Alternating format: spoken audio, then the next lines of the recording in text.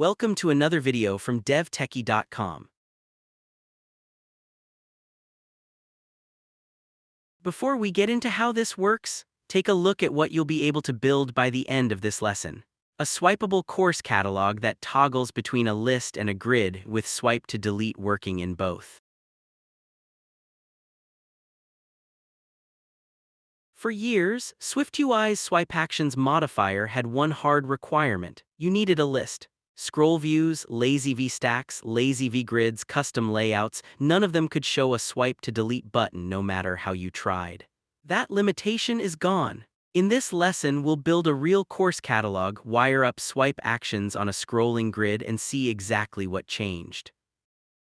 Here's the plan. First, why swipeActions was always tied to list. Then, what the new swipeActionsContainer modifier actually unlocks.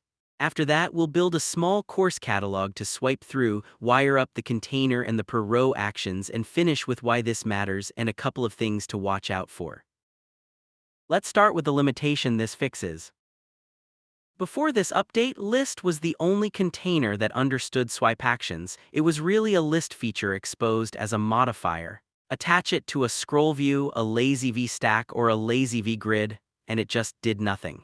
Silently, your only fallback was building swipe to delete by hand with drag gesture and a pile of offset math, and it never felt quite as smooth as what list gave you for free.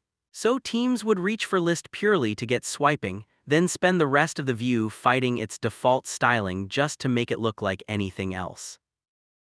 The real cost wasn't just extra code, it was that your container choice and your swipe support were tied together. Wanted a 2-column grid of swipeable cards? Not possible. Building a custom layout? You were reinventing gesture handling from zero. List kept getting picked because of what it enabled, not because it was the right shape for the content. Now let's look at what actually changed. Here's the mental model. You attach swipeActionsContainer once to the outer container. That's the opt-in. It tells SwiftUI that everything inside is allowed to declare swipe actions. Then, on any child view inside it, you use the exact same swipeActions modifier you already know. The container handles the gesture recognition and the reveal animation. You just describe what each button does. Let's build something real with it, a DevTechie course catalog. Nothing exotic here. DevTechie course is a plain struct, identifiable, so for each can track each course plus the fields we need for a card, price, title, lesson count, and a description. The row view item row gets one small touch. A custom init that takes the course positionally. That's what lets you drop the argument label and just pass the course straight in instead of spelling it out every time you use the view. The card itself is a VStack, price and lesson count up top, title, and a clipped description below.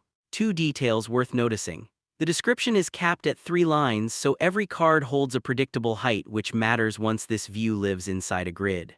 And the background uses regular material, a translucent card that adapts to light and dark mode automatically with 0 manual color handling.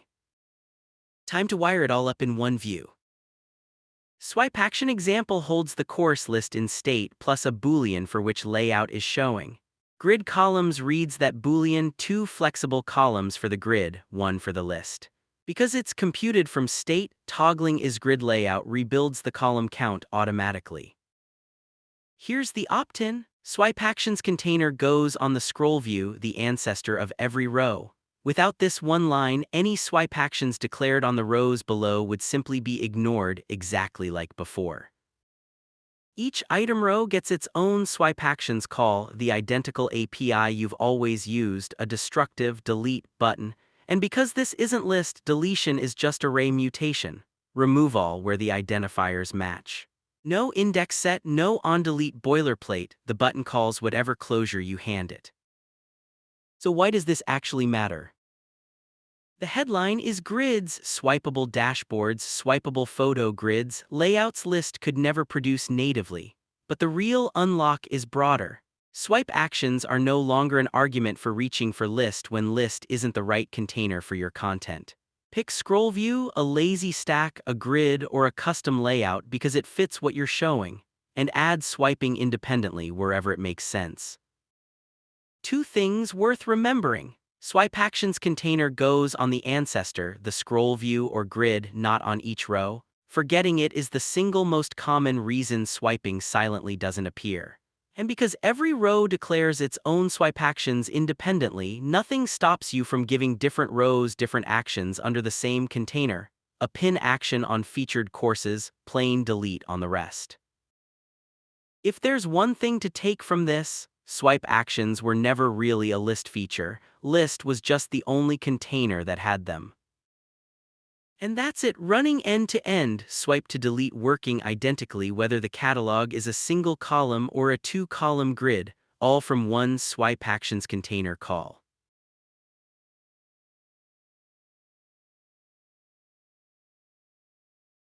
That's swipeActionsContainer. Why swipeActions used to be list-only, what the new container modifier actually opts you into, and how to wire it up across a model, a row view, and a scrolling grid that toggles its own layout. Go swipe something that isn't a list. Don't forget to like and subscribe.